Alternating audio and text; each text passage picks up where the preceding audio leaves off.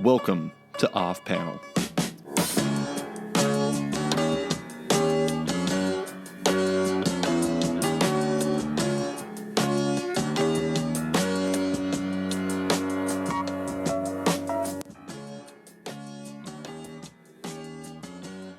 Yo everybody, welcome to Off Panel. I'm your host, David Harper, and this week's guest is the Eisner-winning creator of the now concluded webcomic Battlepug, as well as the artist and co-creator of Image's Revival with Tim Seeley. It's Mike Norton. Thanks for coming on, Mike. Hi, thank you for having me. I'm a big fan. Oh, thank you. A big fan as well, so this is going to work out great. So I have a bunch of places I want to go, but it's the week of C2E2. Chicago is massive con. Like I said before we started recording, it really seems like everybody who's working in comics is going. It's also in your home base of Chicago. I've always wondered, like, for creators, I mean, I know it's different because it's in your hometown, but what's the week leading up to a con like? Is it just frantically preparing for stuff, or because it's at home, it's a little bit more chill?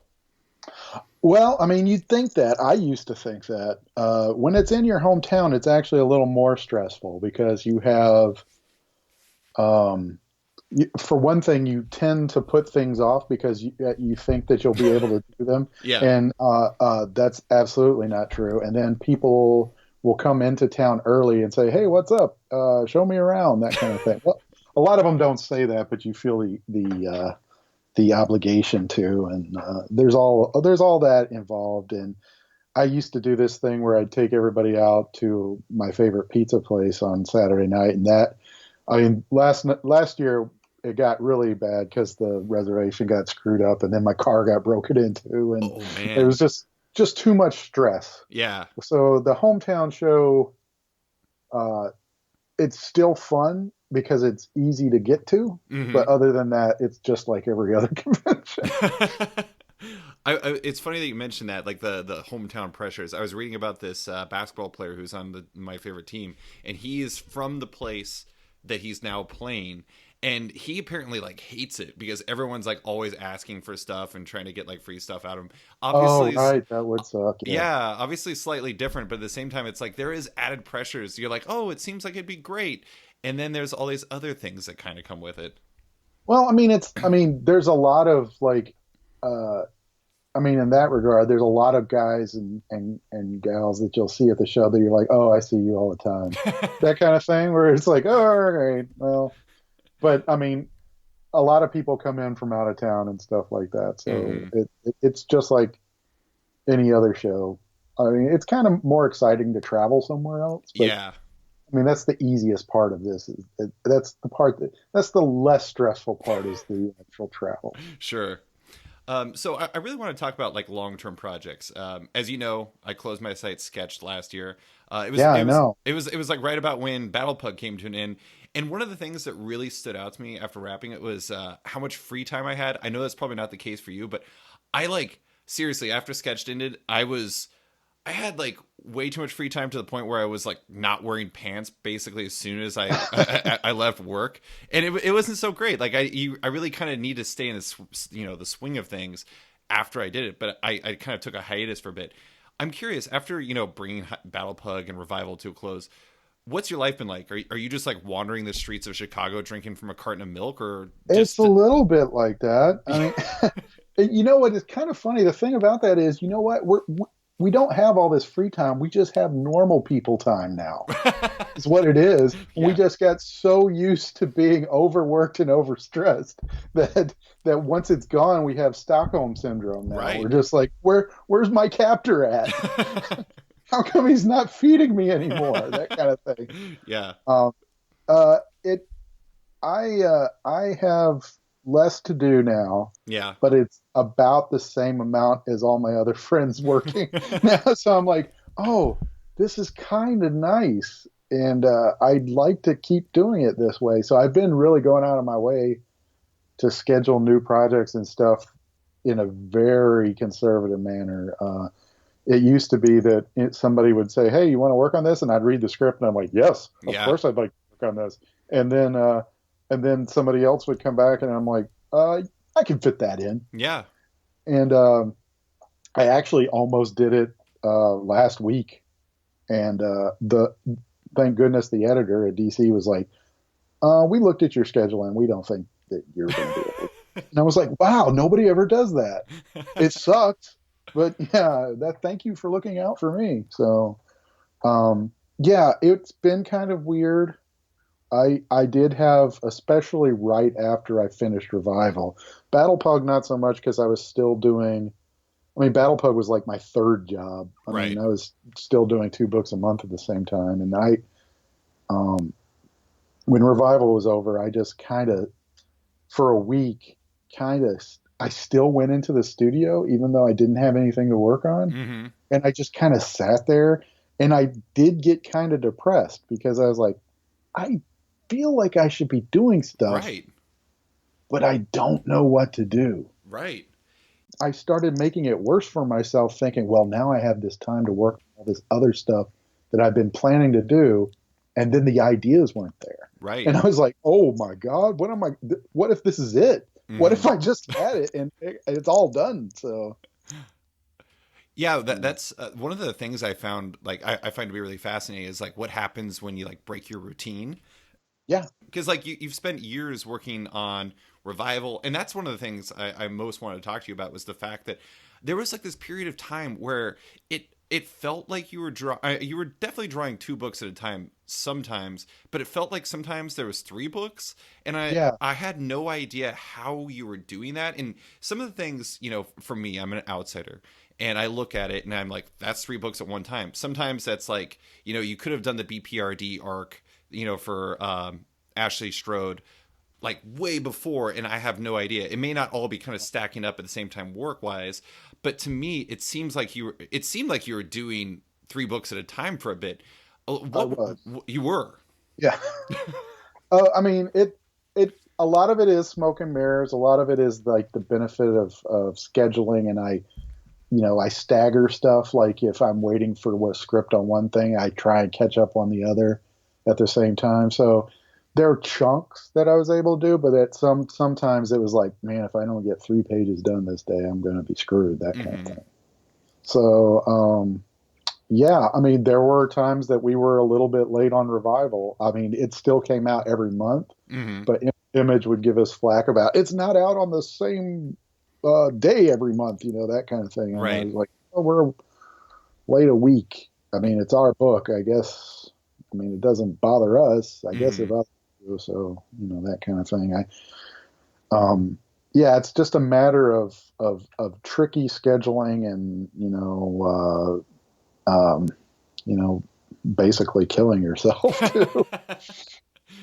I was, it's you're a fast worker. Everything you said, you had to like do like 3 pages in a day at sometimes. I know a lot of people who, I've talked to people who take, days for 1 page, or like at least like a day for 1 page. Right. Is the reason for you doing like multiple books at one time, was that just because, like you were saying that just kind of how the schedule worked out sometimes, but was that just because you had a hard time saying no? Was it because you were trying to bring in more money? Were you trying to prevent burnout on Revival? Or is it kind of some combination of a bunch of different factors? It is a lot of combinations. I mean, it definitely wasn't burnout, because that's how you get burnout. Right. There's part of it is I get, like, I see something and I want to do it. Right. And part of me is like, well, why can't I do it? Why can't I do everything? Money wasn't necessarily a factor, although it was a perk. But yeah, I mean, it was mostly just, in the beginning when I was working, mostly for Marvel and DC, and I was exclusive at DC, they just tended to throw things at me, and I just became the get it done boy. And it became a skill that I thought would aid me, because I was like, I'm faster than everybody, I'll get this job. And it does work. Unfortunately, you just become the guy that everybody calls you after everybody else dropped out and it needs to be done tomorrow. So that got really old, and I still get that. I still get a couple of those jobs, and unless it's something that I really want to do now, I don't do it. But yeah, it's a useful skill, but also I think I took it a little too far Yeah. that way. I think if you're doing one page a day, you're doing just fine, and your artwork probably looks better than mine. Do you feel like that kind of that period kind of taught you a lot about I mean, like a book that you did that seems really up your alley is Archer and Armstrong. Like it seems like something like to your comic your ability with character acting and your abilities to tell a humorous story and have humorous beats in the story. It seems right up your alley. Do you feel like that whole period where you're kind of taking on so much is something you learned a lot, both in how to pace yourself and taking projects that you're really passionate about above like taking because it's available? Absolutely. That is this year, especially the last 2 years, but this year especially, because I've made it a goal to only really do the things I want to do. Mm-hmm. And it's all from the past 10 years, or especially the last 5 years, where I've just been inundating, just almost trying to see how much I can actually do. You were stress But testing yourself. I did. I definitely found the peak. I found the limit, Mm-hmm. um, and I did learn a lot of stuff. When you draw a lot every day, you just become better at being faster and faster at being better, that kind of thing. Mm-hmm. I get that. That definitely has helped me. But I've also learned how to manage my time a lot better. I've learned how to, you know, uh, uh, uh, cut the corners that I need to cut corners without cutting quality, that kind of thing. Mm-hmm. Um, I feel like it educated me a lot. I think even though I probably a lot of artists would tell you that I was getting advantage taken of me, and letting myself get stepped on and stuff. I think I learned a lot when I was doing a lot of those old books, when I was starting out, Mm-hmm. and I learned a lot. I feel like I became a better artist, and I'm smarter about a lot of things. And I wouldn't have done Archer and Armstrong if they, if it had been another Valiant book, probably. Right. So they said Archer and Armstrong. I was like, really? Like that's the kind of book I want to do. I saw that they're bringing back Quantum and Woody, and I was like, oh man, I wish they had. Oh, I can't. Nope, not gonna add another thing. No, that kind of stuff. So Yeah, I was gonna say out of any other book, it would definitely be Quantum and Woody because I don't know. I don't know what it was about Archer and Armstrong that just seemed kind of right up your alley, but it fits in my Mike Norton niche in my oh, head. it was probably that and Quantum are probably my two favorite books. Those are the books that I would read Mm-hmm. because that is my wheelhouse. I like funny adventure, not too silly, but silly is fine, and not too serious. I just like that happy middle. Um, I think that's probably why everybody likes those Marvel movies, is because they're usually halfway in between there. Oh yeah, it is exactly that. It's like there's like this Venn diagram between like you're saying like there's like humorous and action packed and like it's kind Yeah, of like the perfect center of that. Same with Quantum Woody and Archer and Armstrong. yeah. But we talked about your workload. It's Mm. significant or was significant. How did you manage all that? Like, I'm always curious about things like that. Do you have like kind of set Archer and Armstrong days and set BPRD days, or would you kind of just as the scripts come in, you kind of tackle it, as Yeah, necessary? it became more like that. It was more like writers have their own uh, messed up scheduling too, Mm-hmm. and a lot of times a writer will be late, and it won't be even his fault. I mean, a lot of times editorial will get involved, and they'll tell you that, hey, expect this script at this time, and Mm-hmm. so you'll expect this script, and it won't get to you uh, for like maybe a week after that. And Mm-hmm. so after you become prepared for that, you're just like, well, I'm going to spend this week working on this and getting as much done of it as I can before I get this script. Sometimes it'll come in early, and then you're like, oh, well, I guess it's a 2-page a day thing. Mm-hmm. And I would try to do 2 pages a day anyway. Right. So as long as that basically is just a expectation of the unexpected kind of thing, and try to stagger projects, basically, work on something while the other one is waiting, that kind of thing. Mm-hmm. And hopefully you don't have to do too much overlap that way. And, work on weekends, had to work every weekend, that kind of thing. Mm-hmm. It didn't go out much. For a lot of comic artists, that's not a big sacrifice. But, luckily I have a very homebody wife too, who doesn't really care that I work a lot. And, so I got through it that way. And that, time management is the key of it all. And also not stressing out when you actually look at it on paper. Right. And understand that, oh my God, there's no possible way that this can get done. Yeah, it seems like you'd have to have a pretty, you have to focus on efficiency, and you have to have a pretty solid plan of attack as you go into it. That way you don't overwhelm yourself. Yeah, that's why sometimes you start, when you get into it, you learn things like, oh, the day after I start a new script is probably not going to be a good day because I'm just now getting into it and I'm getting used to this story and blah, blah, blah, blah, blah. And on paper, it doesn't allow for that. It doesn't say, oh, this will be your getting used to day. You are expecting yourself to get done with a couple of pages, and those days are awful and you become depressed and stuff.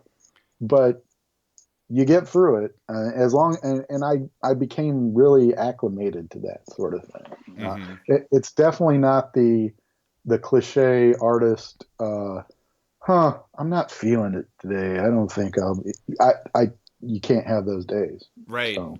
Yeah, I see that a lot where sometimes people are, comic artists, that's one of the things that they advise people quite a bit is you can't really take a day off just because you don't feel like you have it. Yeah. You got to put it in the reps no matter what, just because deadlines are still waiting. They don't stop just because you don't feel like it.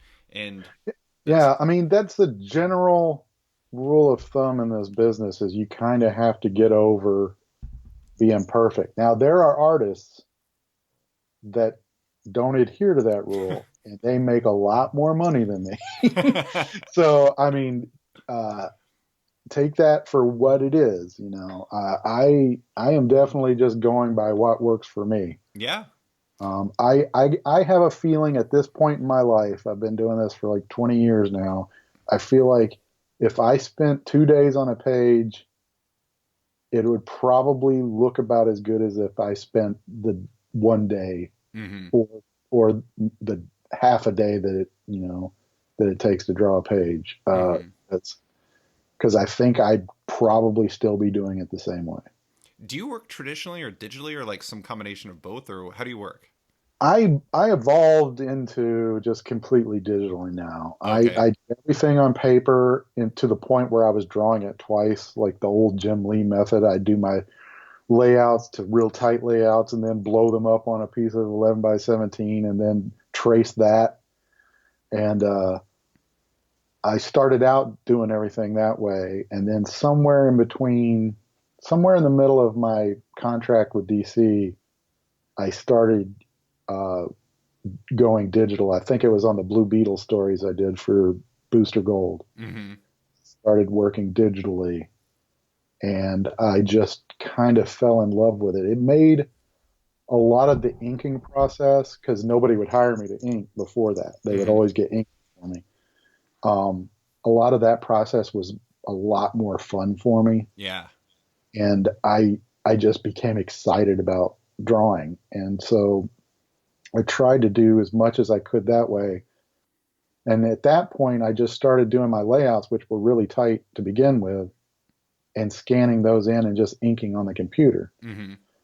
And then eventually, I think around the time I started Revival, I got rid of it altogether. I think I did the first issue of Revival as layouts on paper, and then the rest of everything I've been doing completely on the computer. Mm-hmm. So I wanted to ask, like, we've kind of talked about what you learned from like that whole period where you're handling multiple projects, but you also, Revival. Well, you and Tim were co-creators of that book. You were artists. I'm sure your role, like, you guys kind of had a bit of a melding of roles, given the fact that you both have writing and art backgrounds. You did Battlepug, which you did with Crank and Alan Paslacqua. Did I pronounce that correct? Yeah, Paslacqua. Anyways, so you did those. Those are projects where it's more than just a for hire job. You're like invested in them. You build everything. It's all coming from you. How much did you learn? Like, what do you take from your creator-owned projects? These big projects that you did, kind of being birthed from you. How much did you take from that and put into your for hire work? Did you learn a lot in your processes and how you can do things better when you were doing those? That's a very interesting question, man. I think what I learned about doing my own stuff is that I wanted to do other people's stuff less. That's mostly what I learned, and that's something most artists these days learn very early on. They already know they want to draw their own comics. It took me about 15 years to figure that out. Yeah.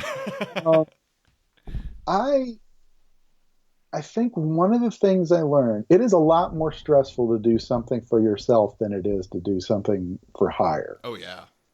And I think that is one of the things I learned is that I can take it easy and play when I'm working for hire and enjoy it in a way that I don't enjoy Revival or Battlepug or whatever I'm doing for myself. Mm-hmm.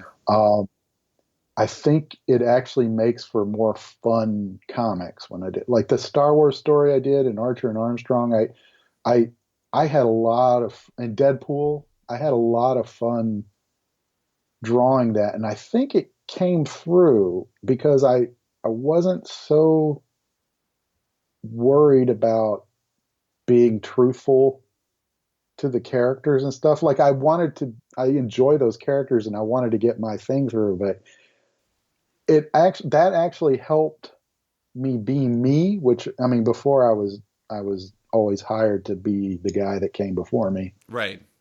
So it helped a lot that way. I don't think, I don't know if I mean, I guess that's something it brought to it. I'm trying to think of if there's like some kind of technical skill or anything, but I don't know if there is. The writing thing is fairly new to me, and nobody's hired me to write a story outside of anything that I've done other than people I know. Like, I did learn to be more critical of story. I mean, working with Tim he's a very talented writer, even though he doesn't think very highly of himself. He's very creative, and he's not precious about stuff. Like, he learned that lesson about writing, and it's very smart. And I am not at that maturity level with my own creations. And he's very allowing, and I think we work very well together that way because he comes up, he's just a font of ideas, and he writes all this stuff out, and then I look at it as like, no, that's dumb.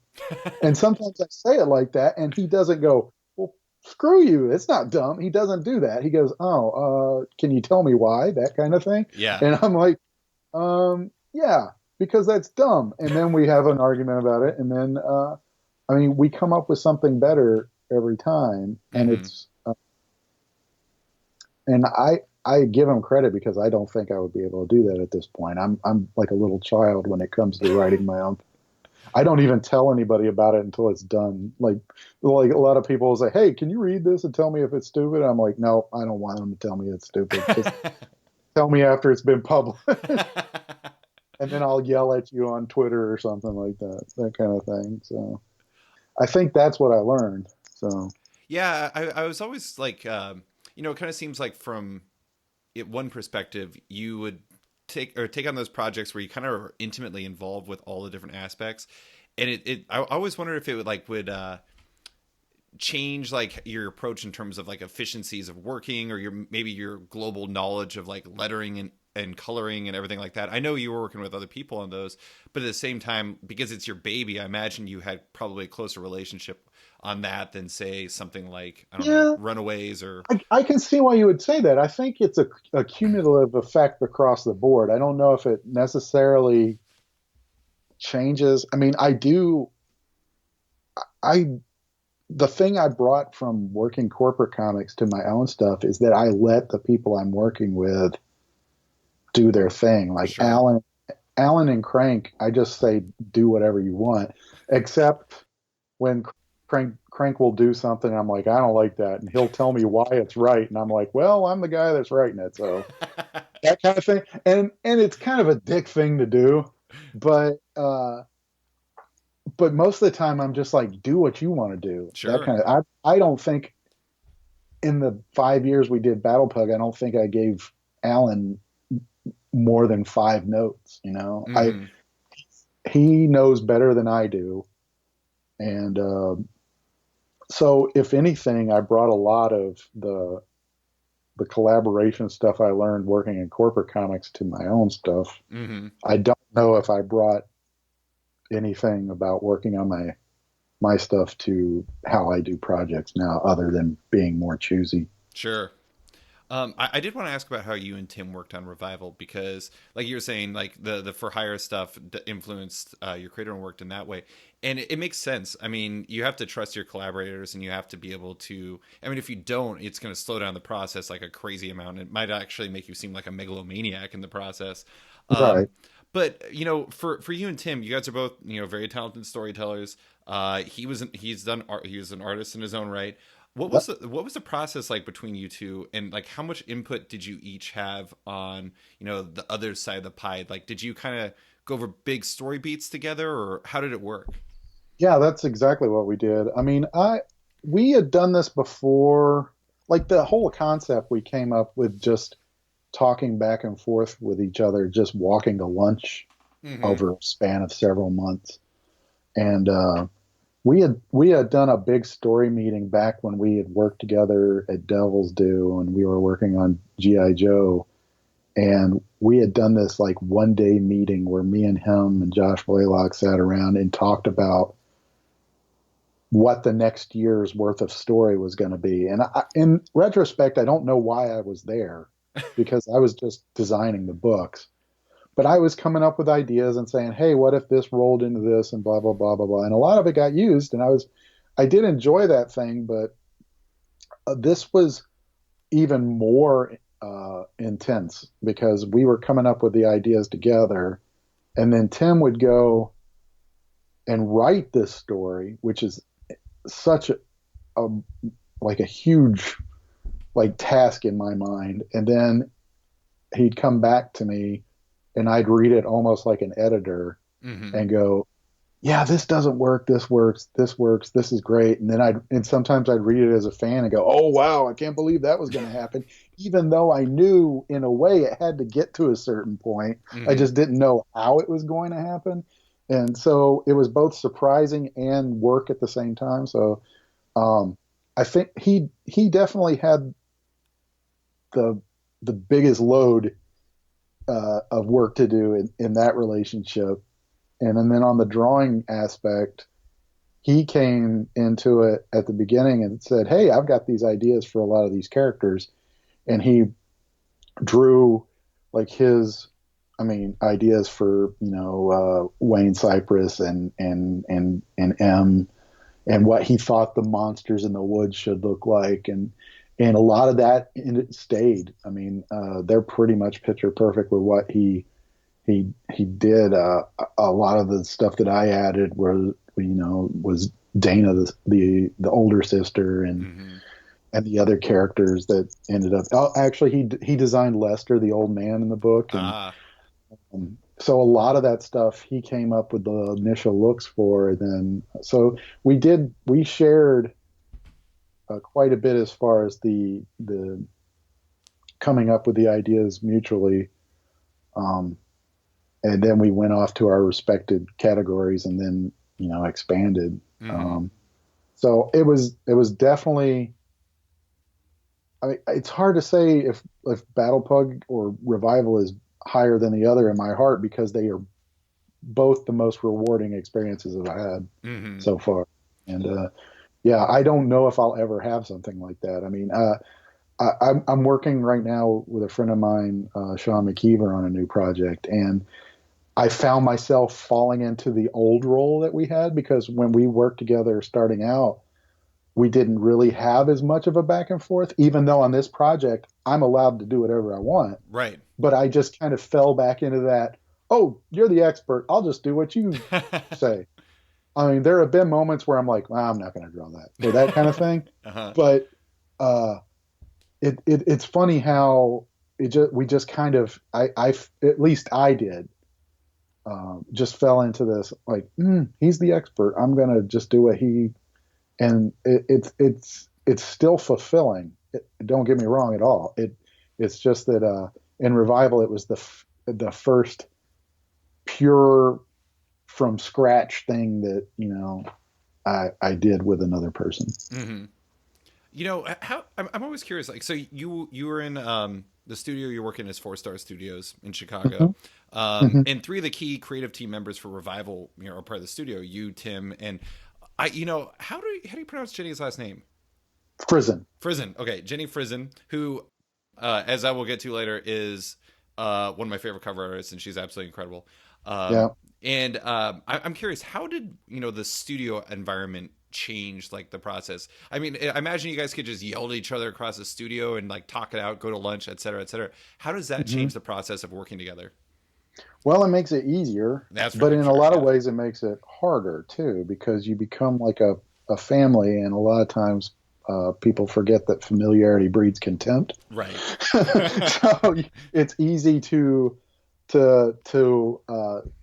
you know uh, I'll get around to talking to them about that. Why aren't you knowing what I'm thinking right now? That kind of thing. Right. It's the kind of arguments you get in with, like, your spouse or your significant other. It's that kind of thing where you the closer you get, the bigger the fights, I think. Sure. And that certainly has happened over the years. Uh, but I think working together makes us. I mean, we definitely care about the project more. I think. Mm-hmm. I think because we are sort of a little family, and they literally are family now, because she married into his family. Mm-hmm. But I think we are.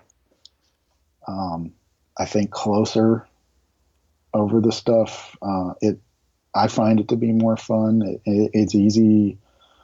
Once she started, she came into the studio less and less, and now she has her studio in her own house because she lives out in the suburbs, and it's not as easy to drive in every day. Mm-hmm. So, a lot of the time it was, hey, we have to talk to her through email and stuff, that kind of stuff. So, Mm-hmm.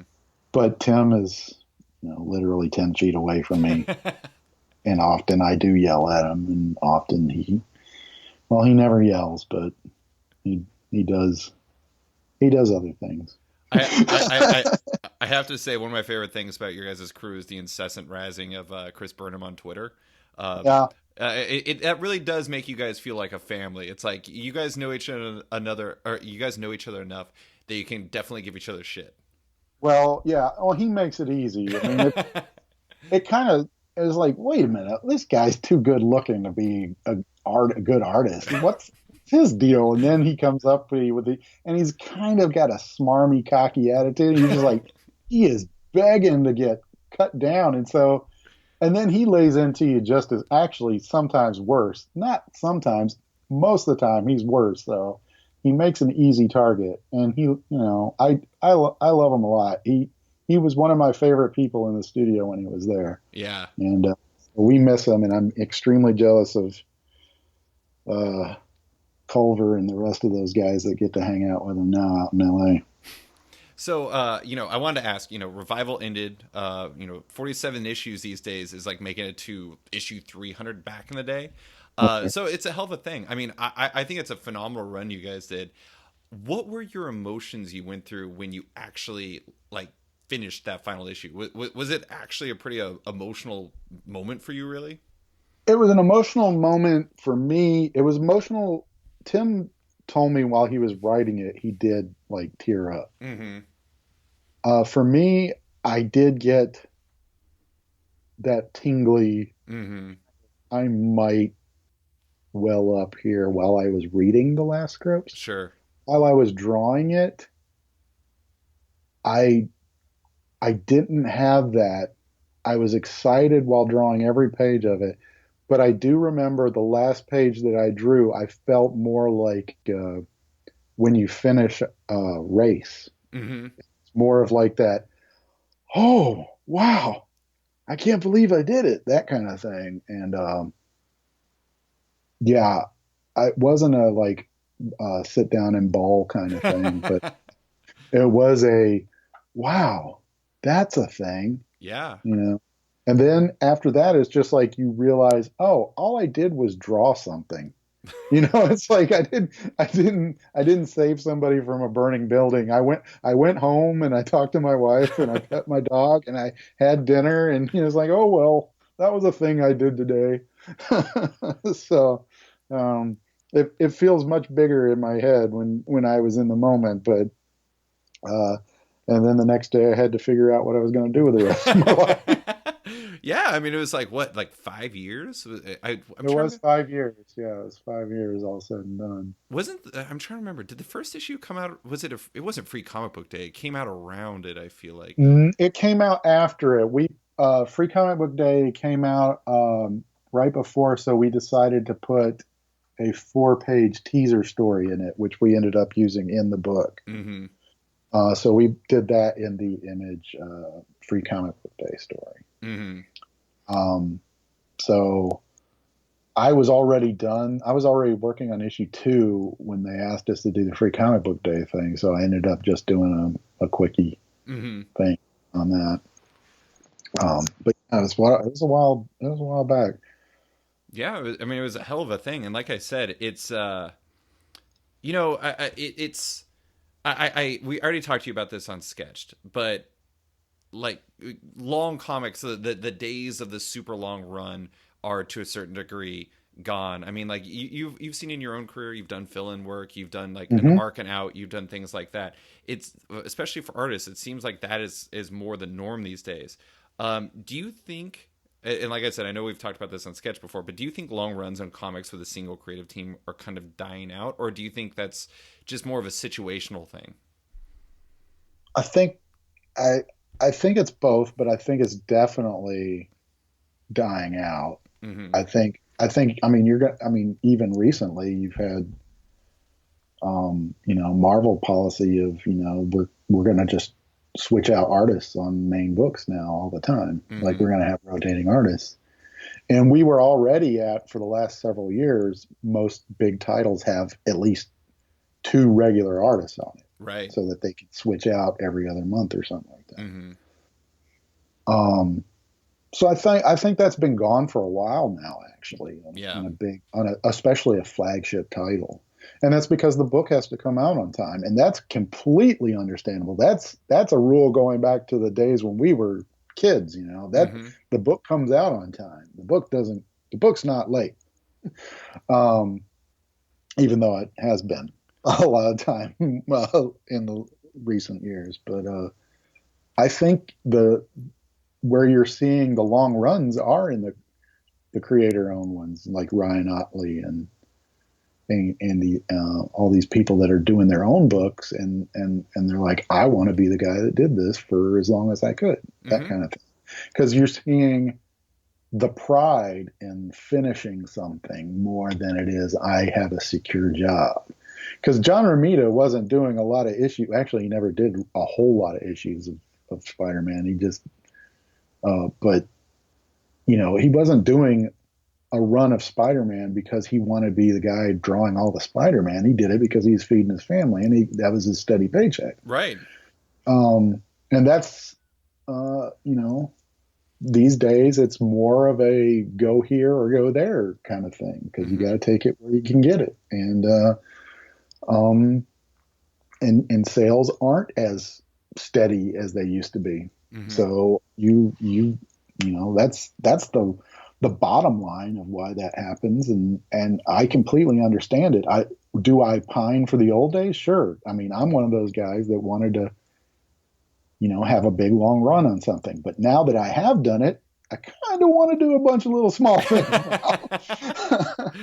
Yeah. I mean, I'm not looking to be the guy that did 100 issues of Hulk now. You would have to draw so damn fast with like the way things ship these days. But I think one of the things. Oh, I know. I've been asked to do things, and I saw the schedule, and I was like, no, I can't do that.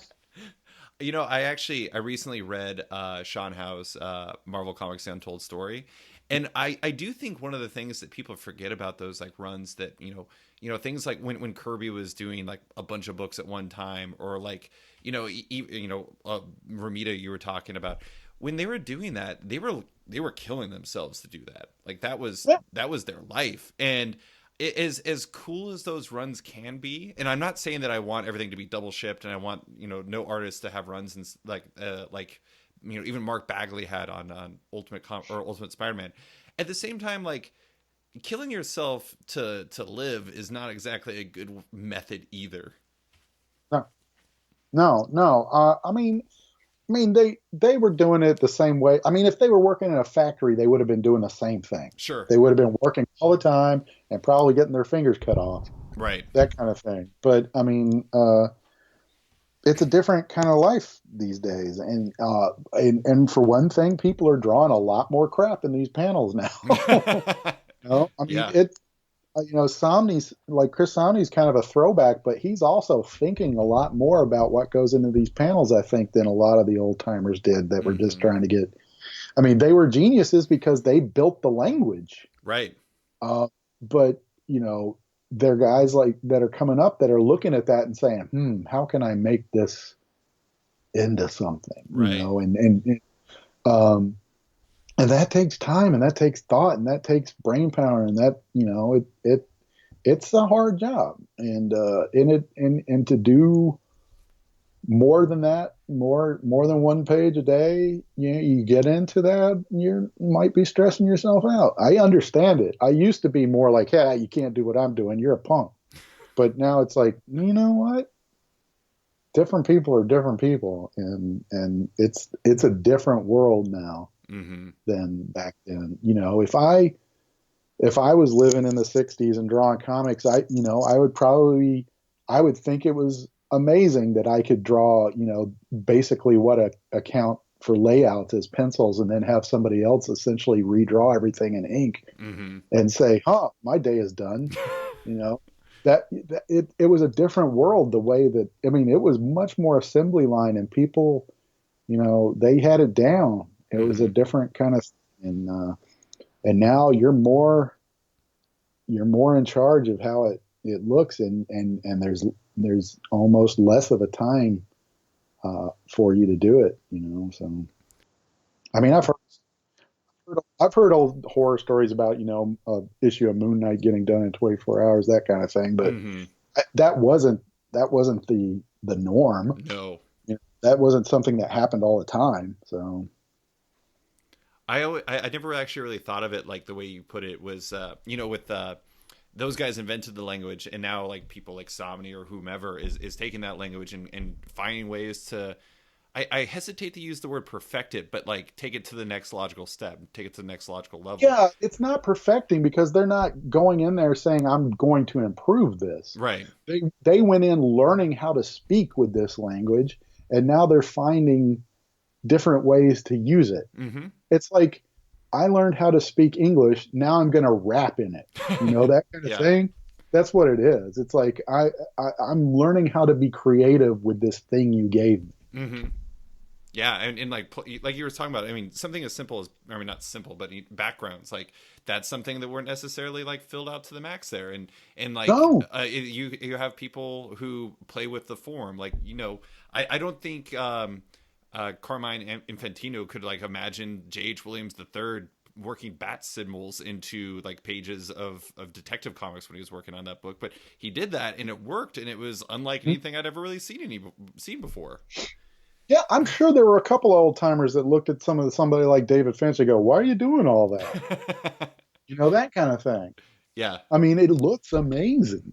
I Right. mean, there's a reason why David Finch has a huge long line at every convention he's at, because he can draw amazing stuff. Mm-hmm. But it's a different comics are a different thing than they used to be, and that's something we should be happy about. Yeah. Um, because it has evolved, it has changed. It's just that a lot of time, change is hard and it's slow to adapt. So you get growing pains. Yeah, absolutely. But I think, I don't know. This is kind of interesting. I never really thought about like the way that comics change, because a lot of the conversation about the way artists handle things these days is typically for like the negative, because like it's hard for somebody to have a sustained run when there's double shipping, but at the same time there are pluses to it in a way. I mean, I don't know. Sorry, that's not really a question. That's just me kind of rambling there.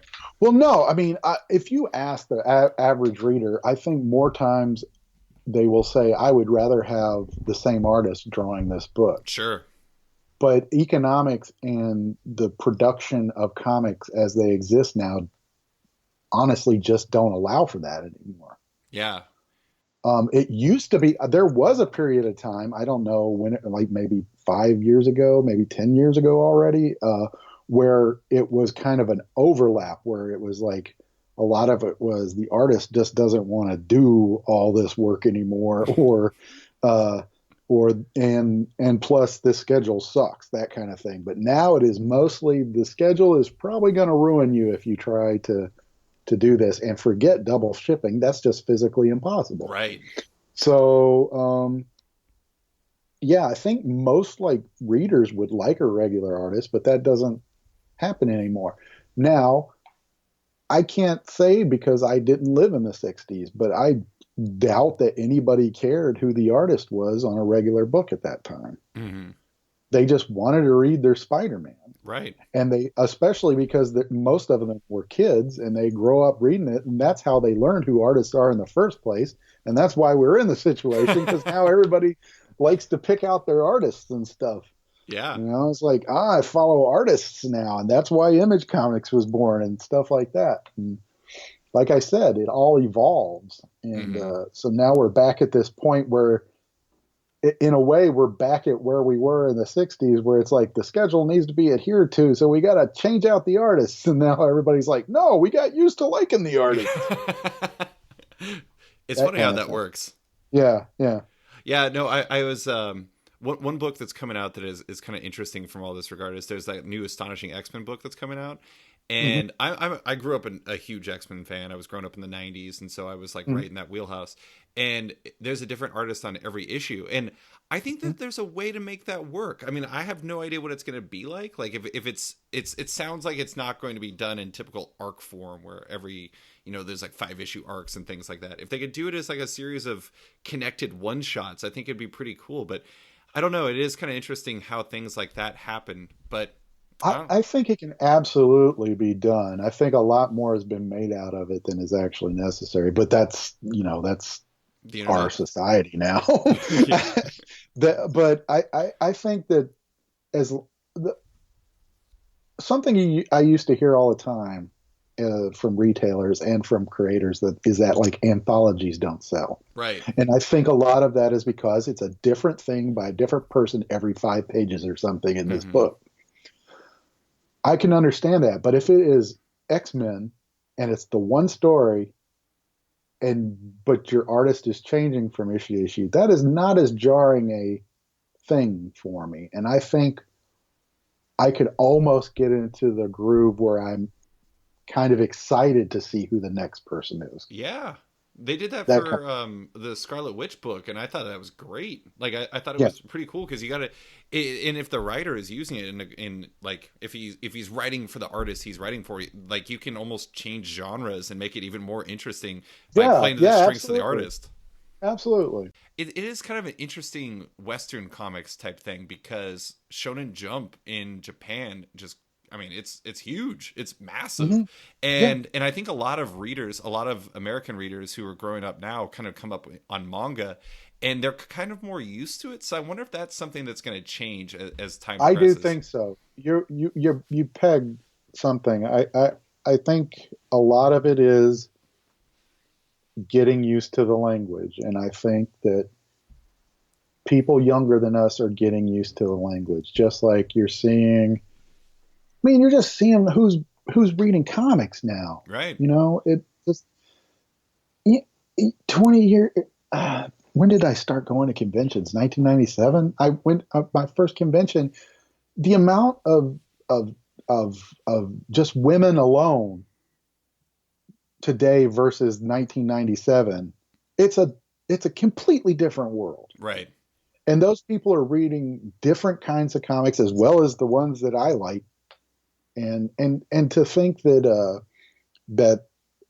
what they want art wise or creator wise in a project is different now, it would be crazy not to think that. Mm-hmm. And so I think it does allow for experimenting. I keep bringing up the recent news stuff about like Marvel because that kind of like hits right along what they were talking about with like, hey, we think this doesn't sell or we need to switch artists out a lot. But they wouldn't be thinking that unless they were looking at something. It's not like they made this decision lightly. Probably, Right. I don't think they were. This isn't like anecdotal. This isn't like we don't really like working with the women, that kind of thing. That I'm sure they're looking at it. They might not be looking at it as hard as they need to. Right. They might not be giving the chances that they need to be giving, but I don't think that they're also just throwing, just like meh, meh. Yeah. Because like I said, the scheduling thing with the artist, I completely understand that. Mm-hmm. So I think to a I certain don't know. I'm giving everybody a benefit of the doubt, I guess. No, I completely like I have the same line of thinking, but I do think that there is like a certain amount of throwing the baby out with the bathwater to that because you have it's like if you're looking at the comics and they're looking at way more sales data than we can get from Comic-Con. Like they're looking at them and they're hearing from retailers and like they're hearing that these books aren't moving. But the question is like it's a question of causation or correlation. It's like, is it not selling because of diversity or is it not selling because those comics just didn't connect? Exactly. Then that's the part where I think things might be, they need to, maybe stick it out and figure out some other things because you can't just because there are other factors that I don't think they were even bringing up and all that. Sure. Yeah, I mean, so, like they've seen success with things like Ms. Marvel and Squirrel Girl and everything like that. So it's I think there wouldn't be a movie. Brie Larson wouldn't be in a movie if there wasn't. Right. I mean, the reason why that stuff's happening. Yeah. It's only a matter of time before Kamala Khan's on TV. Yeah. I'm actually kind of amazed it hasn't happened yet. Yeah, me too. So I'm going to take a huge divergence before we get into like, I just have a few more questions before we get into the 5 questions to close it. I want to ask about webcomics really quick. Sure. I've talked to people who do webcomics and the I don't want to say marketplace because that seems inaccurate, but like it kind of seems like it's changed over recent years because you went from having not a lot of webcomics to having a lot of webcomics and just so many different things pulling your attention away on the internet. So you started Battlepug in 2011. I'm curious, like over the 5 years that you did the comic, how much did your readership and like, I don't know, financial viability, I don't even know how you were monetizing exactly. How much did that impact it over time? Did you find that you kind of peaked early and then kind of slowed down just like you in like comics in the direct market do? Or was it something different? No. For one, when it comes to webcomics, I'm probably not a great person to ask because I don't think I did webcomics in a really backwards kind of way. I came into it as a comic artist that just didn't want to worry about publishing stuff. Sure. And most people take time and think about it and like worry about monetizing. Like I never made any money off of the website other than, a couple of times I put a Google ad on there. So maybe I got like $200 over 5 years or something like that. But webcomics has definitely changed. Right. I am not the man that could describe the scope of that in the past, 10, even 5 years. That's for like smarter people like Scott Kurtz or Brad Giger or guys that, or even Dave Kellett, who I just worked with on his Drive comic. I mean, those guys are old school webcomic guys that have been around and they know how it goes and they've seen the changes. They know how it works. Mm-hmm. My little bit is that, it got my audience became bigger the longer I stuck it out. And I think that is an old adage with a lot of webcomics. The longer you stay around, the more people hear about you. Mm-hmm. So it is really kind of a long con when you're working in webcomics. Now, the secret to popularity, I'm a bad person when it comes to that. I don't know. And I never asked people like Danielle Corsetto or those people. I never went like, hey, how do you get them people to come and spend on stuff? Because my means to an end was really just, I have this dumb story I want to do and I don't want to pay for printing. Right. Is essentially what it was. Because I didn't really make I didn't even make money off of the books really because they came out and they were kind of expensive to make and stuff like that. So, but I have a lot of people who know the comic now because we were around for 5 years. We did get a lot of buzz. I think a lot of it had to do with because I had been working in comics already, so I already had that step in. Mm-hmm. We're not nobody had heard of me before, kind of thing. Mm-hmm. And to this day, my lowest traffic day on page on Battlepug probably was more hits than people bought of my highest selling Revival. Mm-hmm. So that kind of tells you something. I don't know what it tells you. It tells you that people are on the internet. I mean, obviously we all know that, but I'm essentially not giving you any information here other than no. I mean, I think it's fascinating because that's one of the things is like it's webcomics are interesting because it like you said you build your audience throughout and it's like there's the regularity there, but at the same time I think it's kind of harder to build heat the longer you go in. But I guess that's the same thing with with direct market comics, with print it's comics. how you stick it out. It's just that you're not losing so much money on the internet, so you can stay a lot longer. Right. And these days, I don't know how to quantify it. I see these young people, and they all draw so much better than me than when I was age, and they all know how to use Photoshop and stuff like that. And they don't even think about it. They just put it up on the internet. They don't say, I'm not even gonna try and submit this to a publisher. Mm-hmm. And that's how a lot of them get found, is on their webcomic on the internet or something like that. And it's just that they have to do this. They have to do this, Mm-hmm. that kind of thing. So it's almost like I was talking about language before. They're speaking another language than me because I did have to do this, but my reasoning was a little bit different. I mean, I didn't have this I didn't think about anything else but webcomics. Why would I do anything else but webcomics? That kind of thing. I think one of the things I dislike the younger people the most for, and I say this facetiously, I don't actually dislike them for it, but they're so good at monetizing things that it makes me really mad. They were born on the internet. Right. I mean, you You look know, at there's like none of it's trying to figure out anything. They were born in the water. They know how to swim. mm-hmm. Yeah, I mean, you look at like I think it was a web comic. There was this comic called Check Please that I think it generated like $2.5 million on Kickstarter or something like that. And I'm like, I can't even comprehend that. I'm doing a Patreon. I'm like, I just want like $1, please, or something. And it's just I'm constantly impressed by how good the younger folk are at leveraging all this stuff. Well, they're starting out there, and Mm-hmm. we're going in there.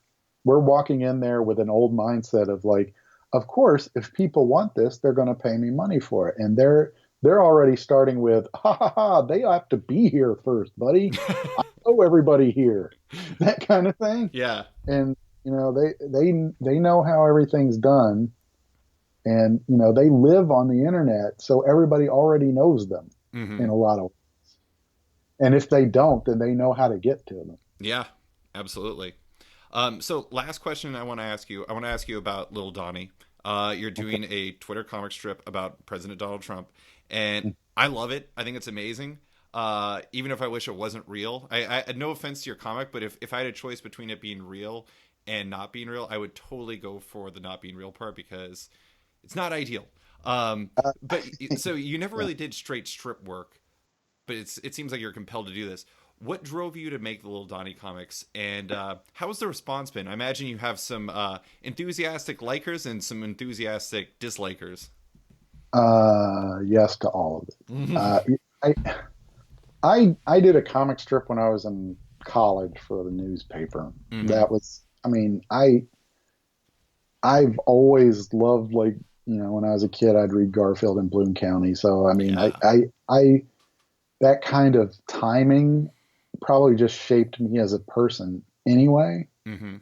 So the joke telling, I mean, I've had to. I mean, it's hard to do, but I mean, it kind of comes to me more natural, and that's actually become a problem with Lil Donnie because, like you said, if I had my choice and there was somebody else as president right now, I would gladly not draw this comic. Yeah. I would I would totally delete the folder on my desktop and not even think about it again. But the reason why I'm doing this is because, I mean, I didn't know what else to do.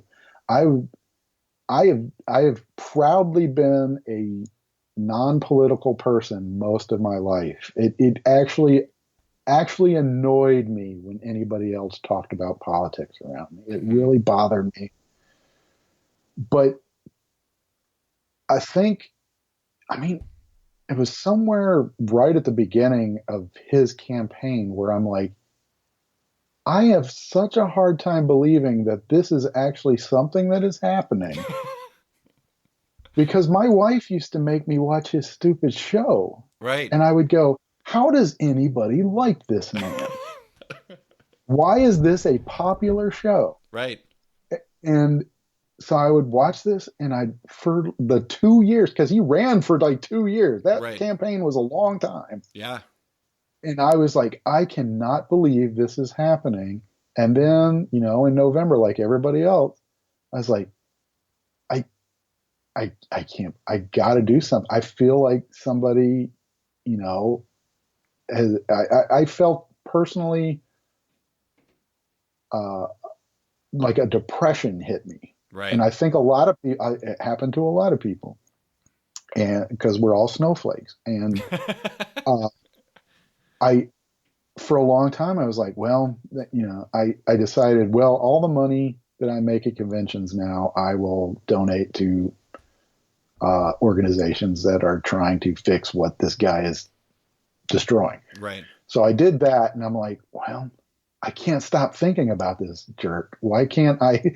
I got to do some. So the strip came just because I was actually thinking about Sean Spicer. Yeah. And I had read all these weird things about how he was like super into anime, and he used to go to costume conventions and stuff like that. And Mm-hmm. he has this weird obsession with Dippin' Dots, and I was like, what a weirdo. I was like, and then I just thought about this, like he probably pictures in his head like this like lone wolf and cub scenario where he's just walking down a path and these reporters are coming out and he's just like doing his samurai thing and cutting them down. He probably, that's how he sees himself in his head. And like, oh, I should draw that. And then I thought about it and I was like, I was driving home from the studio one day and I was like, well, I could probably draw a little strip. And I did the hi-fi strip, Mm-hmm. and that was the Donnie strip. And then I'm like, then I kept waking up with these ideas. And like I told you before, like after I finished Revival, I was like, I don't know what I'm going to do. I need to come up with more ideas. And they weren't coming. But these stupid Donnie jokes kept coming. I'd wake up and I'm like, I got to come up with a new idea. I got to work on these projects before I get, another project to work on. And I couldn't come up with any ideas. And it was driving me crazy. And I'm like, this sucks because I think this is funny, but at the same time, I don't want to be doing this. I want to be drawing more Battlepug or something else. And it didn't help when I put the strips up and people were like writing in and saying, hey, this is funny. Oh, you got to keep doing this, man. This is helping me get through it. And I never got email about that, like with Battlepug and stuff like that. And, mm-hmm. People are crazy for their dogs. Yeah. And so the more I would do, the more people would respond to it. But at the same time, I want to stop drawing this comic really bad. Yeah. But I can't stop getting ideas. Right. And nobody's written a line that like, oh, this one wasn't as funny, Mike. And I maybe when they do that, I'll stop. Sure. But so far it hasn't happened. And I'm just like, well, I'm going to just keep doing this, I guess. I'd rather be doing something else. It started out as kind of mental self-defense. Yeah. It's like therapy. Something. Yeah. And a lot of people have been telling me that they're reading it as like therapy. But at the same time, I feel like I'm spending too much time with a person I hate, And yeah. I don't know what kind of psychological damage that's going to do either. So I don't know, 6.5 a dozen the other, I guess. I had Daniel Kibblesmith, who's actually was just announced for Quantum Woody. Yeah. I had him on my podcast, and he also writes for Colbert Show, and we talked about it a bit. And I listened to a podcast where they were talking about how Trump is better for late night, and I was just we kind of talked about how if he had his druthers, he wishes that he didn't have to write more jokes about Trump because it sucks to do it, but it's like it's kind of necessary at this point. You just kind of have to because it's like a defense mechanism to survive this. I'm with you though. I like, not that apathy should ever be something somebody aspires to, but I miss not caring about politics or like thinking about it every day. I miss it. That is the thing more than anything. And a lot of people have always been like, fighting for others people and really thinking about, what's going on in our world are probably looking at us like it's such a privilege to not have to worry about politics, right. That kind of thing. And that is absolutely true. Yeah. Yeah. But yes, I would like to I wish I had taken the blue pill, that kind of thing. And get back what you were talking about is this better for comedy? I don't think so, because I have written several comics where I'm like, this is going to be kind of funny, and I check the news and I'm like, I can't fucking believe he actually did it. Yeah. It's like, I don't know if I can swear. You can. No, that's fine. That's fine. It's like he actually did the thing that I thought was just so funny because it's impossible. Right. That kind of thing. And so that's not funny. That's ridiculous. That's a very sad thing. And so that's not fun to write stuff for. That's frightening. That's where comedy turns into horror. Have you ever watched Veep at all? I haven't, because, like I said, I wasn't a very political person. Yeah. So it wasn't I never watched The West Wing. I never watched any of that stuff. So I love Veep. And one of the funny things about it is like, I was reading an interview with the showrunner, and he was saying basically it's like this season, the main character is no longer president and she's kind of out of that world entirely. well, I mean, not entirely, but kind of on the periphery. And he was saying, he's like, it's the best thing that could have happened to the show, because if they had her still, like, they couldn't top what's actually happening. Yeah, there's And no way. yeah, Yeah, it is for one thing, as an artist and like somebody that, I make art because I want people to like what I do, and it's very touching that people like what I'm doing. mm-hmm. But at the same time, I would rather be getting my yayas another way. Absolutely. Well, before we go, I want to close with 5 questions about you, Mike Norton, the person. And I want to start with something near and dear to your heart based off of your Twitter, which is beer. Yes. You're an enthusiastic user of the Untapped app. Yes. Here's a question for you. If you had to pick a specific beer and a type of beer as your favorite, what would you choose? That's pretty easy. Probably some kind of barrel-aged brown. Ooh. Yes. Is there I'm a big fan of brown ales, and I'm a big fan of barrel-aged beers. Is there a specific one? Well, I was a big fan of the Battlepug brown. Made by Arcade, is no longer made anymore, but I just had one the other day, and I can't remember what the name of it was, but it was a local brewery here near Chicago, and it was a barrel-aged brown ale, and I really liked it. Next question. I said I was going to come back to this. Jenny Frison is a golden god of a comic cover artist, but she was never nominated for an Eisner for the cover work she did on Revival. Is this the world's greatest Eisner crime? I have actually said stuff like that on every time I see her not on a list. I tweet, why is this happening? Right. I agree with you. I do think that's nothing against the people that have won in the past, but I'm just saying that she should have been in a lot of those categories. And I'm sure, I mean, the Wonder Woman covers she's been doing are great, and people seem to be really responding to them. So hopefully she'll get noticed for that stuff. Some of her Revival covers are some of my favorite covers of anything. So you're preaching to the choir on that one. I think all these people are fools.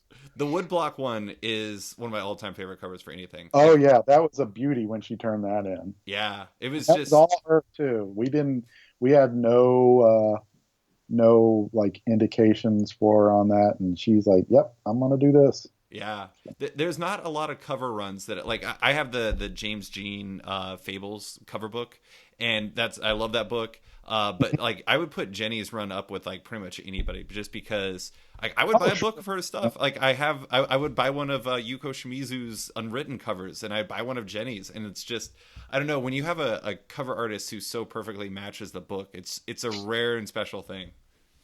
Yeah, I'm gonna tell her to put out a Revival book. Maybe we'll do that. Maybe we'll talk to Eric. Maybe do a covers of Revival. That would be awesome. Next question, we're bringing it back to food. You live in Chicago, and with that comes famous foods. With that in mind, I'm going to make you make a very hard choice. If you had to pick between Chicago-style deep dish pizza and all other pizza, which direction would you go? That is a very good question, and I'm going to throw a curveball at you. Okay. My favorite pizza in the universe is here in Chicago, but it is not a Chicago Whoa.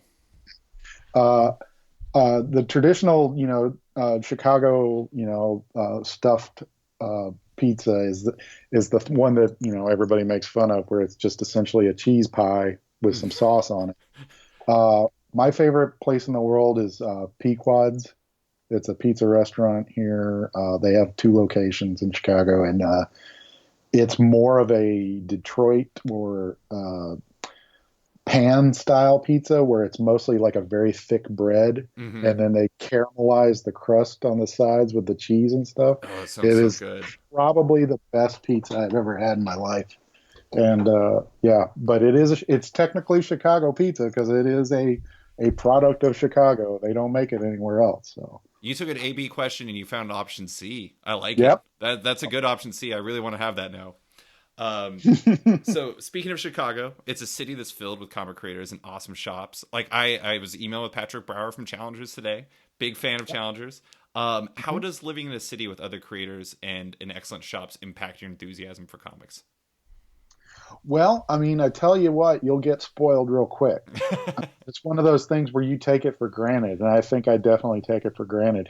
And actually, you'll even see it in a lot of comic shops. Like, there are so many people here that work in comics, and then a lot of us know each other. That when someone has like a signing at a store, nobody comes because it's like, oh, I've already seen him. I'll see him next week. I'll run into him at the grocery store. That kind of. So it's that kind of thing almost. Yeah. But it's embarrassing how many great shops there are up here, and it's just really kind of cool that I can talk to a lot of the people that I only knew as reading their comics when I was younger, and now I call them peers. Like Bill Reinhold's Badger was a formative comic for me when I was a kid. Him and Barron working on that, and to now see him and go, "Hey, Bill," and he'll like ask me how things are going. Like we're friends because we are friends. It's amazing. That kind of. I love that about living up here, and I think even more than when I first moved here in 2001 that. I think the community is a little more closer knit than it used to be. It used to be that there wasn't like a new generation really, and it was mostly the older crew that had been around during the first and Capitol days, and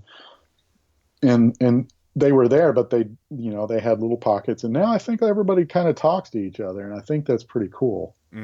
That is cool. As a person who lives in Anchorage, Alaska, I'm super envious because I've been there. Oh, yeah, you came up last year, I think, right? Yeah. It's not exactly a hot comic book scene. No, I think I did see a store. Yeah. And I went. There is. Yeah, we have one, and it's no comment. I'm going to say that. Lastly, I'm going to ask, this is a super curveball question. It's been years in the making, though.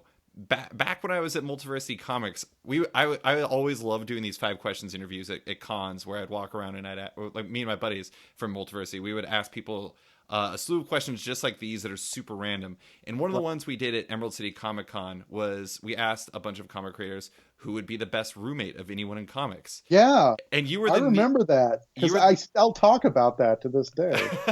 Well, as you know, you were the near unanimous winner. At the time, we made you choose between the people who picked you, which, if I remember correctly, was Tim Seeley, Michael Morisi. I think it was Michael Morisi, Chris Burnham, and Joelle Jones. So you were a very popular choice, and you chose Joelle. However, now if you didn't have to pick from just those people, if you could pick from the whole of comics, not just the folks who picked you, who would your roommate from comics be?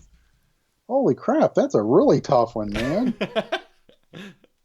There's so many. I know. There's so many. Here's the thing. I feel like, because when I went to college, my roommate was my best friend, and then we weren't best friends anymore. So I'm kind of hesitating to pick somebody that I know and like. I tell you what, I get along with Jim Terry a lot.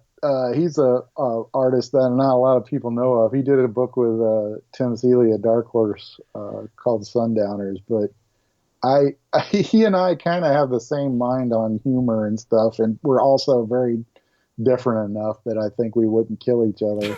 Also, Sean Dove, my studio mate. But yeah, making me pick him, there's like so many people. I could tell you who I wouldn't room with. I wouldn't room with Tim. I wouldn't room with Jenny. I wouldn't room with I don't know, Jamie Rich. Screw that guy. See, I don't know. There's so many people. That's why it was so amazing. That's an impossible question you've given me. I know. That's why it was so amazing that so many people picked you. I was just like, this keeps happening. I was surprised when you said that. I was really surprised when you said. I was at a dinner in Texas, and I was with Jamie and Joelle, and I told them that story, and then I realized that really makes it sound like I kind of have a thing for Joelle, doesn't it? I was like, maybe I shouldn't have told that story. But yeah, I'm still kind of amazed by that. They obviously didn't know me. Nobody that hangs out with me says they want to live with me. I loved it. It was funny. It was one of those random moments from cons that was just like the universe like was uniting in this random way, and we loved it. We thought it was great. Actually, it was my buddy Brian who ended up asking you the question at the end because everybody had left, and he filmed like you answering the question. I just remember you laughing your ass off about it because it was funny. It was random. It is. It's one of those things that never happens to me. So yeah, it was very fun. All right. Well, that's all I have for you. Thank you for answering all my questions from roommates on down. And thanks again, man. I really appreciate you taking the time. Oh, thank you. I'm really glad that I got to be on. I'm kind of excited about it.